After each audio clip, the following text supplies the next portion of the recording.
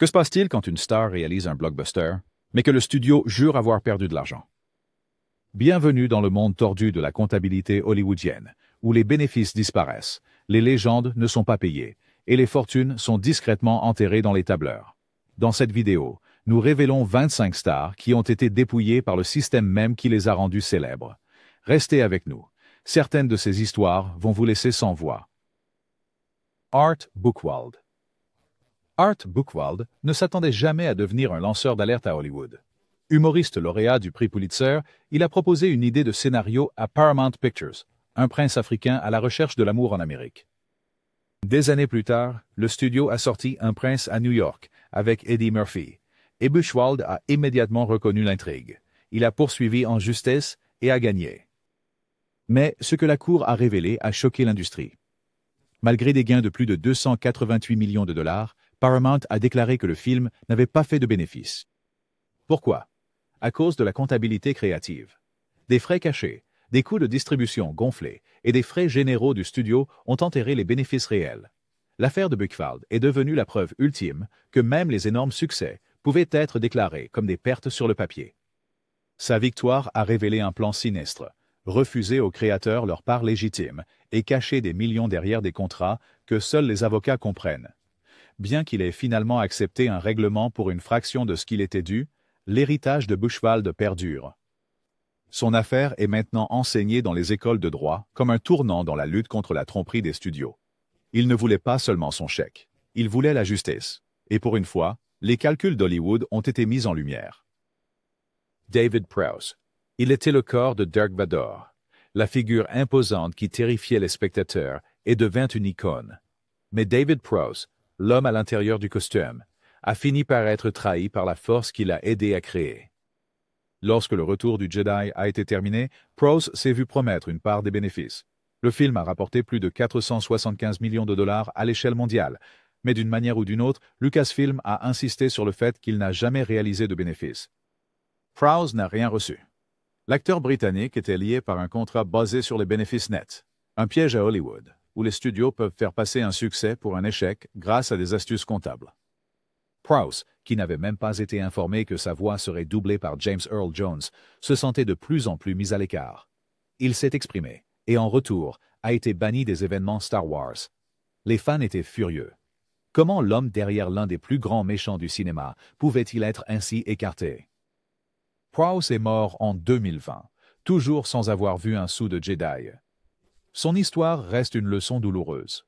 Même lorsque vous portez l'armure d'une légende, les studios peuvent toujours vous rendre invisible. Et dans le cas de Prowse, ils ont veillé à ce que son héritage reste dans l'ombre.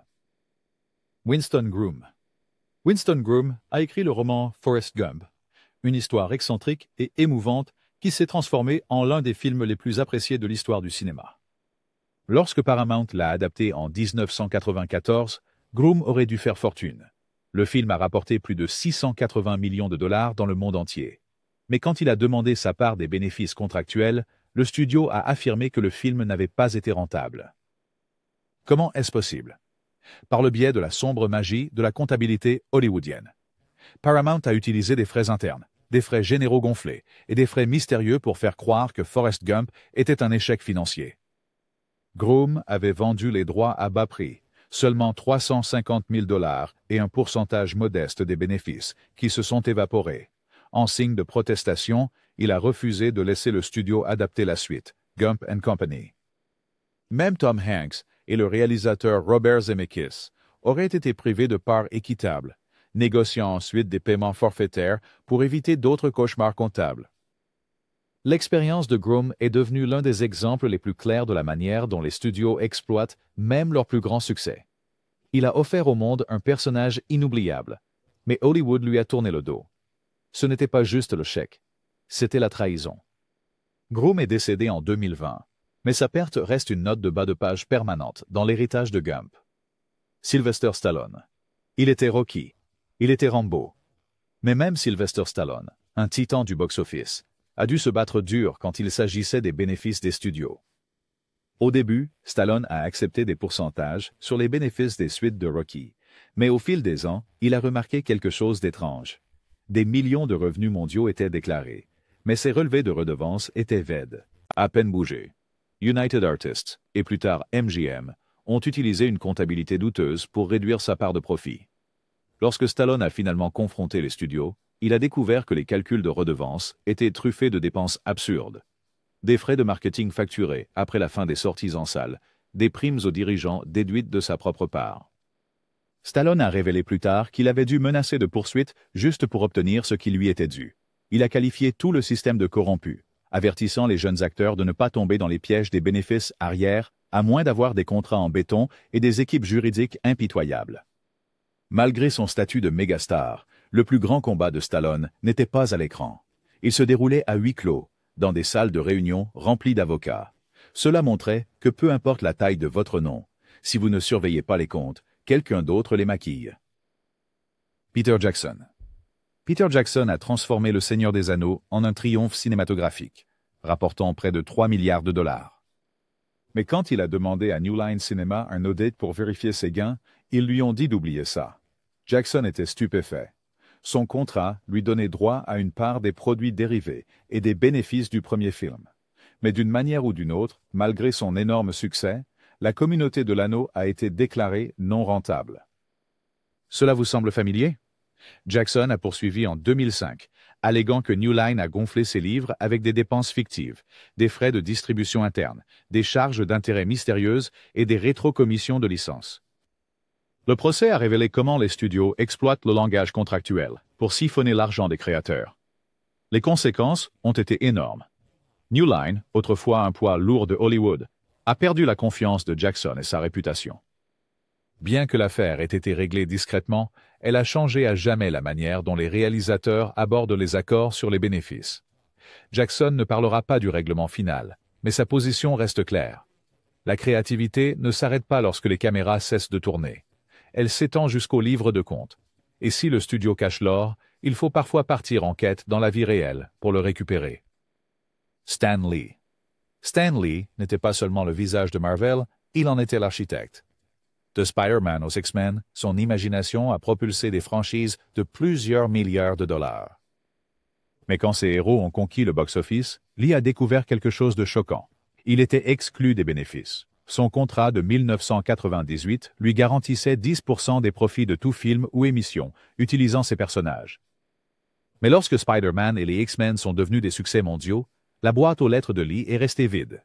Il a poursuivi Marvel en 2002, exigeant de la transparence. Leur réponse? Ils ont affirmé que techniquement, les films n'avaient pas généré de profit. Au lieu de cela, ils avaient été engloutis par les frais de distribution, les déductions de marketing et les frais généraux du studio. Cela vous semble familier? Après une bataille juridique acharnée, Lee a finalement accepté un règlement rapporté de 10 millions de dollars, une simple goutte d'eau comparée à ce qui lui était dû. Bien qu'il soit resté l'apparition souriante dans les films Marvel, la trahison était profonde. Il a dit un jour « Je les ai créés et maintenant ils appartiennent au monde. » Mais en réalité, ils appartenaient au studio. Lee a offert des super-héros au monde. En retour, le système l'a traité comme une note de bas de page. Cette ironie fait plus mal que n'importe quel coup de poing d'un méchant. Edward Norton. Edward Norton a mis tout son cœur dans l'incroyable Hulk de 2008, réécrivant le scénario, recherchant profondément le personnage et participant même au montage. Il ne voulait pas seulement être Bruce Banner, il voulait le redéfinir. Le film a rapporté plus de 260 millions de dollars et a été considéré comme un soft reboot pour Marvel. Mais en coulisses, des problèmes surgissaient. Norton s'attendait à avoir le contrôle créatif et une part significative des recettes. Marvel Studios, cependant, avait d'autres plans. Lorsque Norton a commencé à insister sur la transparence des profits au box-office et des revenus de la marchandise, le studio a pris ses distances. Ils ont affirmé qu'il était difficile de travailler avec lui et l'ont coupé des apparitions futures, y compris les Avengers. Les fans étaient stupéfaits. Norton avait donné du poids au rôle, mais a été remplacé sans avertissement. Certains initiés murmuraient que cela avait plus à voir avec l'argent et le contrôle qu'avec l'attitude. Norton n'a jamais poursuivi en justice, mais la séparation a laissé un goût amer.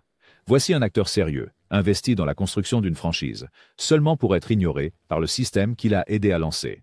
Ce n'était pas seulement la perte du rôle, c'était la perte de confiance dans une industrie qui promettait un partenariat, puis ne livrait que des politiques axées sur le profit. James Garner. James Garner n'était pas seulement une icône de la télévision.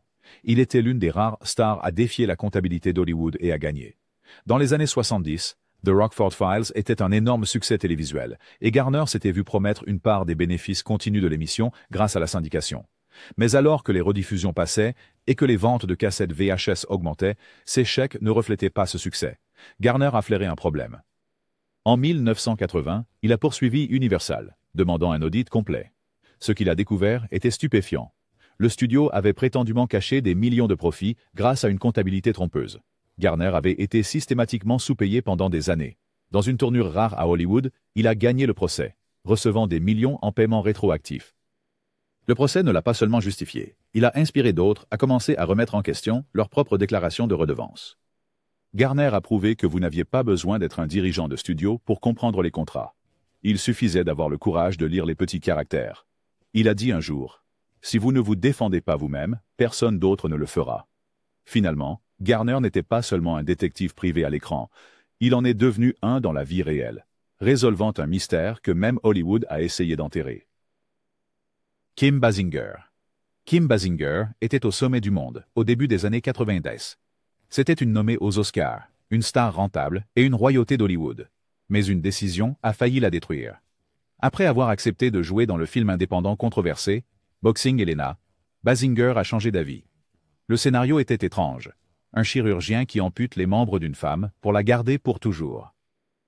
Basinger s'est retiré, invoquant des préoccupations créatives. Mais les producteurs ont porté plainte pour rupture de contrat. Et lorsque le tribunal a statué en leur faveur, elle a été condamnée à payer plus de 8 millions de dollars. Basinger a déposé le bilan, mais peu savait ceci. Son contrat original avait des failles, et ses propres représentants de studio l'avaient peut-être induite en erreur sur les conditions de sortie. Ce n'était pas juste un différend créatif. C'était un piège. Financier et légal. Les conséquences ont été brutales. Elle a perdu des rôles, du respect, et presque sa carrière. Bien qu'elle ait ensuite rebondi avec LA Confidential, les cicatrices sont restées. Basinger est devenu un avertissement, non pas sur le comportement de diva, mais sur la façon dont les acteurs peuvent être dévorés par les subtilités juridiques et les politiques de profit qu'ils ne contrôlent même pas. Dans une ville où le glamour cache les rouages, Basinger a appris à ses dépens qu'une seule erreur peut signifier la ruine financière. Burt Reynolds. Burt Reynolds a été à une époque l'acteur le mieux payé au monde, souriant sur les tapis rouges, dominant le box-office avec des succès comme Smokey and the Bandit, Deliverance et plus tard, Boogie Nights. Mais derrière ce sourire emblématique se cachait une histoire financière, imprégnée de trahison par les studios. Reynolds acceptait souvent des accords sur les bénéfices, plutôt que des salaires fixes. Mais à maintes reprises, les bénéfices ne se sont jamais matérialisés. Les studios affirmaient des pertes, malgré des films gagnant des dizaines de millions. L'un des exemples les plus flagrants fut Boogie Nights, où la performance de Reynolds fut universellement saluée.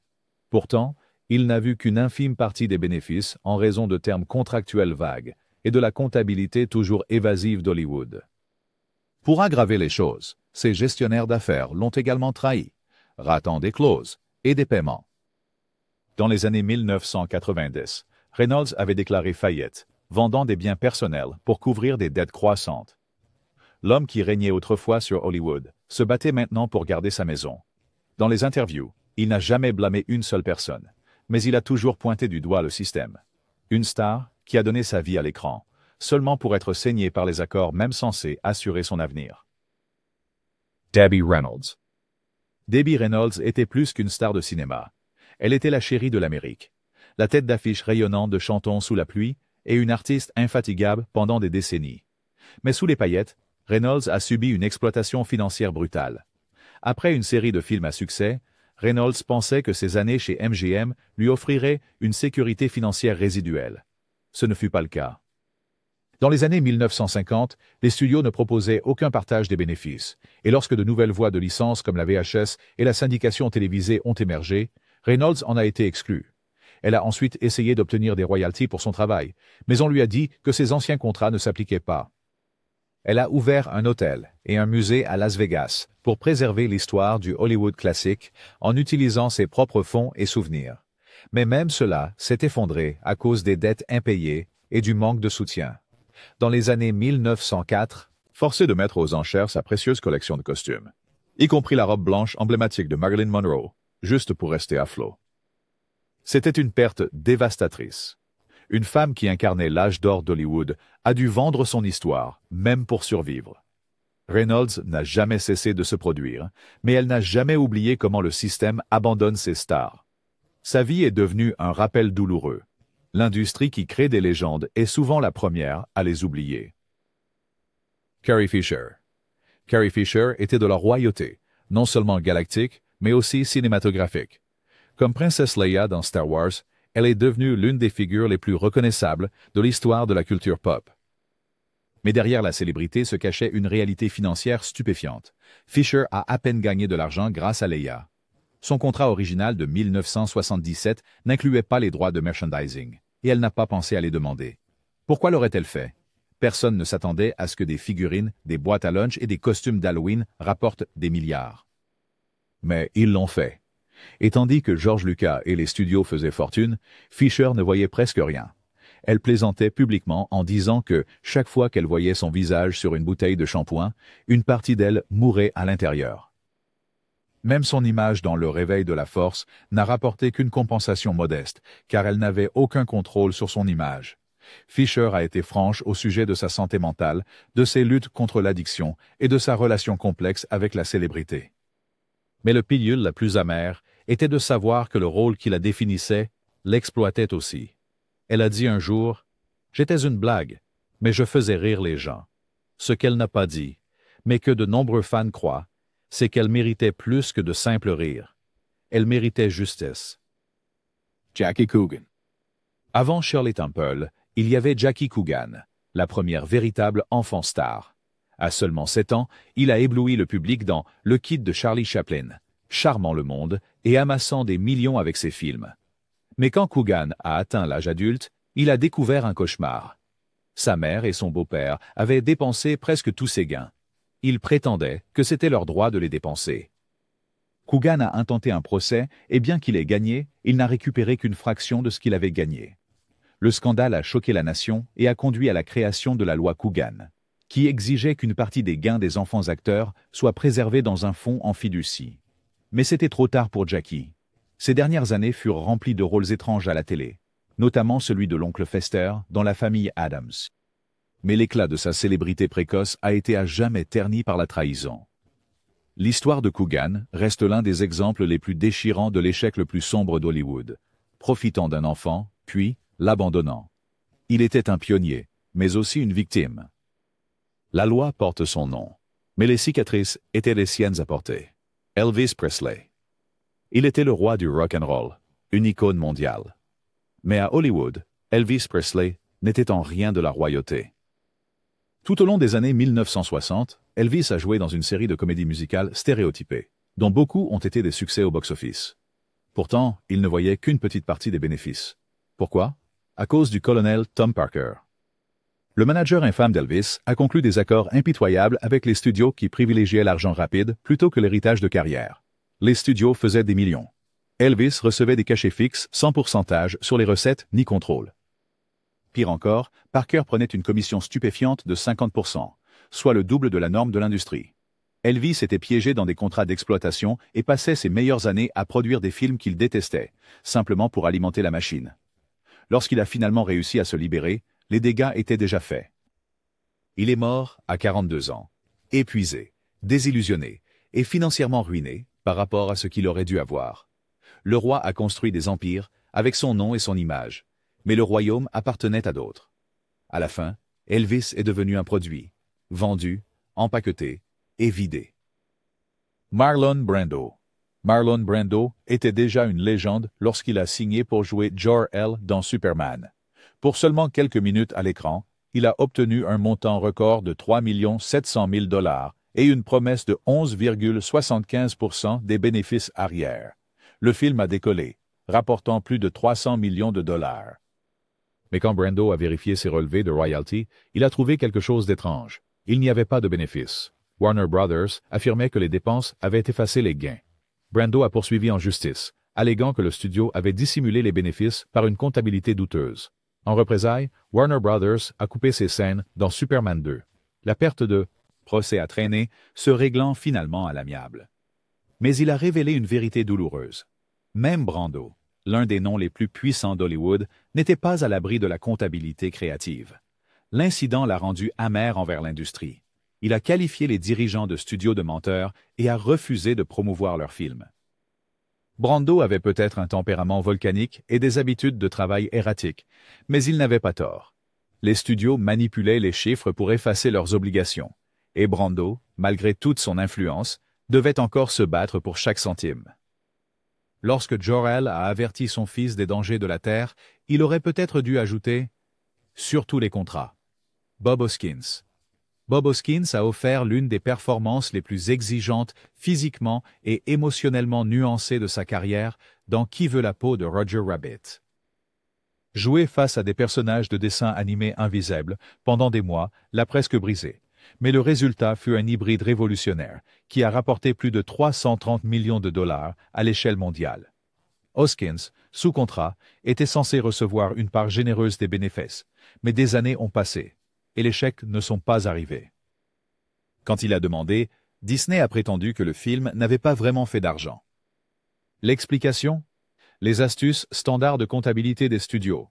Coûts de publicité gonflés, frais de consultation mystérieux et charges internes qui réduisaient les bénéfices théoriques à zéro. Hoskins était stupéfait. Il avait risqué sa santé pour le rôle, souffrant d'hallucinations et d'épuisement à cause du travail intense sur fond vert, pour finalement être dépouillé de la récompense. Bien qu'il n'ait jamais intenté de procès, ses proches ont dit que cela avait laissé une marque amère.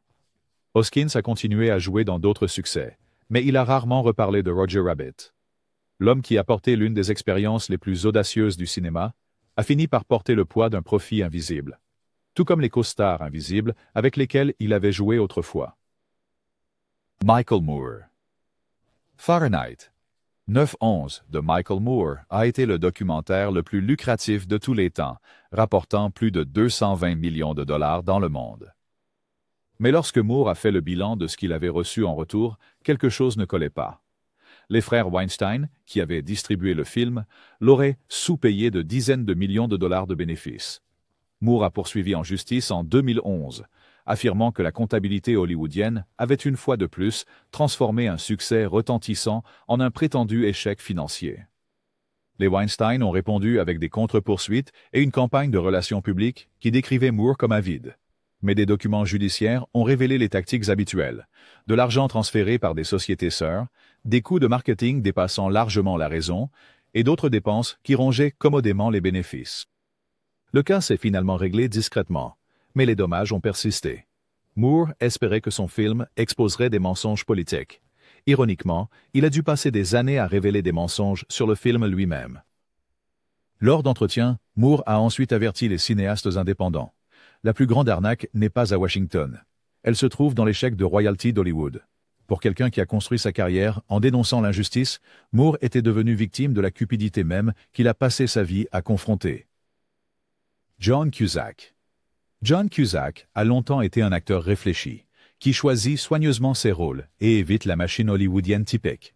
Mais même lui n'était pas à l'abri de ces pièges. Dans des interviews, Cusack a ouvertement critiqué les studios pour leur manipulation systématique de la comptabilité, afin de refuser aux artistes leur part équitable.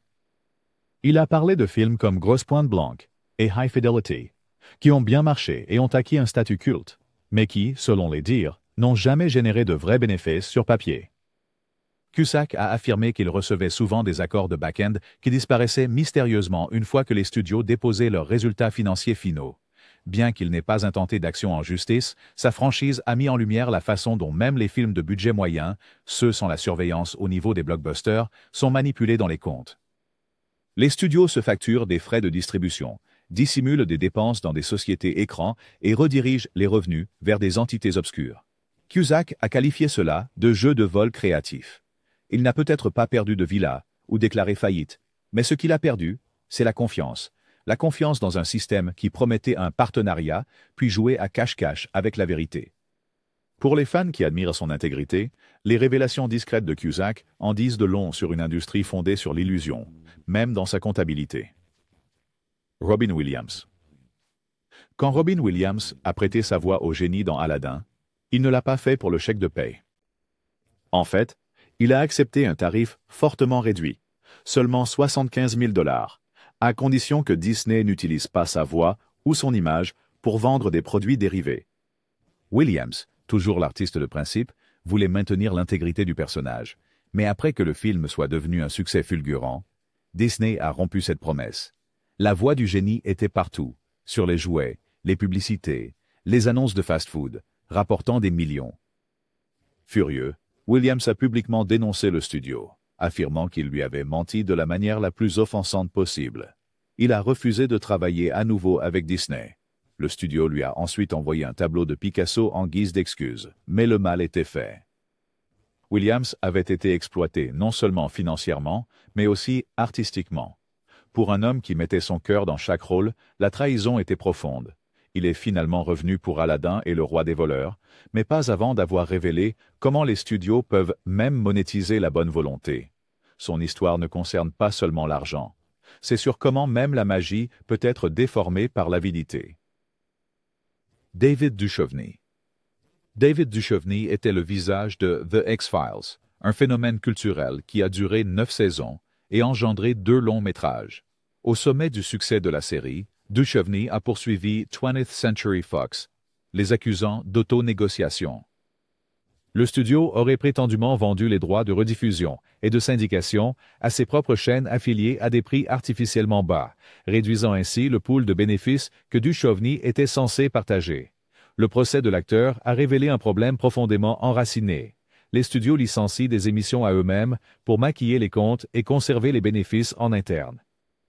Duchovny a obtenu un règlement substantiel, apparemment de plusieurs dizaines de millions. Mais cela lui a coûté sa confiance dans le système. Il a continué à travailler avec la franchise, mais l'expérience a laissé un goût amer. Pour une série centrée sur la révélation de vérités cachées, Duchovny a vécu une conspiration dans le monde réel où les chiffres étaient aussi mystérieux que n'importe quelle forme de vie extraterrestre. La vérité était là, et elle montrait jusqu'où les studios iraient pour cacher les profits. Lee Marvin. Lee Marvin était connu pour sa voix grave, sa présence robuste et ses performances imposantes à l'écran. À la fin des années 60, il était devenu l'un des acteurs les mieux payés d'Hollywood, surtout après The Dirty Dozen, un film de guerre qui fut un succès critique et commercial. Mais quand Marvin a vérifié ses gains plus tard, quelque chose ne lui semblait pas correct. Bien que le film ait rapporté plus de 45 millions de $, Marvin n'a vu qu'une fraction de ce à quoi il s'attendait. Soupçonnant une tromperie, il a commencé à enquêter sur la comptabilité du studio. Ce qu'il a découvert faisait écho à ce que beaucoup d'autres découvriraient plus tard. Des déductions fictives, des coûts de distribution gonflés et des soi-disant frais de studio qui effaçaient les bénéfices sur le papier. Marvin, n'étant jamais du genre à reculer devant un combat, a publiquement remis en question la manière dont les studios pouvaient s'en tirer, avec une telle fausse représentation flagrante.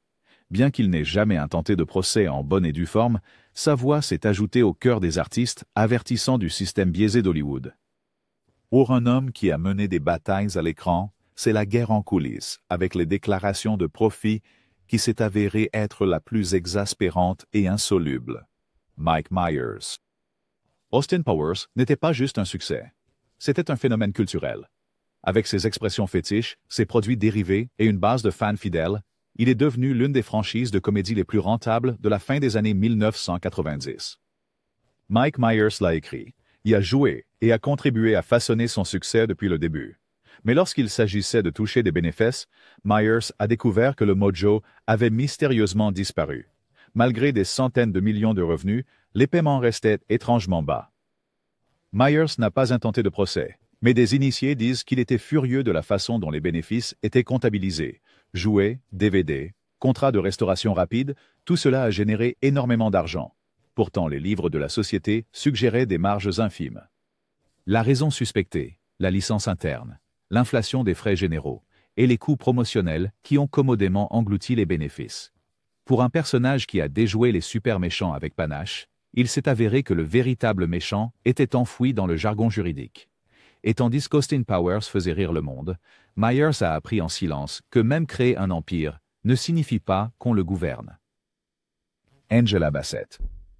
Angela Bassett est l'une des actrices les plus respectées d'Hollywood, connue pour ses performances impressionnantes dans des films comme Watts, Love Got to Do With It et Malcolm X. Mais en coulisses, Bassett a parlé de la manière dont les acteurs noirs, en particulier les femmes, sont souvent systématiquement sous-payés et exclus des accords de partage des bénéfices. Bien qu'elle soit la vedette ou un soutien crucial dans des films qui ont rencontré un succès massif, elle s'est souvent vue proposer des contrats sans participation financière significative. Les initiés de l'industrie ont remarqué que plusieurs de ces films, notamment dans les années 1990 et au début des années 2000, sont devenus des succès cultes ou financiers après leur sortie, mais ont rapporté peu de compensation pour elles. Elle a souligné à plusieurs reprises que les studios renégocient rarement les contrats ou offrent des primes rétroactives, même lorsque les bénéfices dépassent les attentes. L'expérience de Bassett souligne le double piège de la race et du genre dans la comptabilité hollywoodienne, où le sous-paiement n'est pas juste un bug, mais un modèle. Reine à l'écran, elle a dû se battre bec et ongles hors écran juste pour recevoir ce qui aurait dû lui revenir de droit. Son histoire ne parle pas seulement de pertes. C'est une question de résilience dans une industrie qui résiste encore à l'équité. Samuel L. Jackson. Samuel L. Jackson est l'un des acteurs ayant généré le plus de recettes de tous les temps, grâce en grande partie à son rôle de longue date en tant que Nick Fury dans l'univers cinématographique Marvel. Mais même Jackson n'a pas été épargné par le labyrinthe comptable d'Hollywood. Après avoir joué dans plusieurs films Marvel, Jackson aurait appris que les premiers contrats sur les revenus annexes offraient des retours minimaux, même lorsque les films ont battu des records au box-office.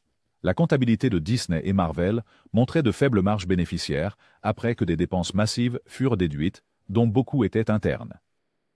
Jackson, connu pour son attitude sans détour, a renégocié fermement au fil des années, exigeant apparemment une participation plus forte aux bénéfices et des garanties. Les initiés disent que ce n'était pas seulement une question d'argent, mais de respect. Jackson était devenu le ciment du MCU, et pourtant ses premiers contrats ne reflétaient pas sa valeur. Il a réussi à corriger cela avec le temps, mais ses pertes initiales servent d'avertissement même pour les grands noms. À moins que le contrat ne soit à toute épreuve et la comptabilité transparente, même les super-héros peuvent être lésés. Dan O'Bannon. Dan O'Bannon a écrit Alien, l'un des films d'horreur de science-fiction les plus influents jamais réalisés. Mais après qu'il soit devenu une franchise mondiale, il s'est retrouvé à lutter juste pour être reconnu, sans parler d'être payé. O'Bannon a vendu le script à 20th Century Fox pour une somme modeste et s'est vu promettre des redevances sur les bénéfices. Mais à mesure que la franchise s'est développée, ces redevances se sont taries. Malgré plusieurs suites et des revenus de merchandising se chiffrant en centaines de millions, O'Bannon a affirmé qu'il était exclu des bénéfices en raison de subtilités légales et d'une dissimulation délibérée. Il s'est exprimé avant sa mort, en 2009, exprimant son amertume que le studio lui ait volé la créature. Il ne faisait pas référence au monstre lui-même, mais à la propriété, au crédit et aux récompenses qui ont suivi. L'esprit derrière l'une des créations les plus terrifiantes du cinéma a été dévoré non pas par un xénomorphe, mais par des contrats et des entreprises. L'histoire d'O'Bannon sert de note finale hantée dans cette saga, rappelant que derrière chaque superproduction se cache une trace écrite de promesses non tenues et de rêves refusés. Hollywood peut vendre des rêves, mais quand il s'agit d'argent, il livre souvent des cauchemars. Ces 25 stars nous rappellent que même les plus grands noms peuvent être dupés par les plus petites clauses. Vous voulez plus d'histoires méconnues de l'âge d'or du cinéma? Abonnez-vous et restez à l'écoute pour les vérités que Hollywood ne veut pas que vous sachiez.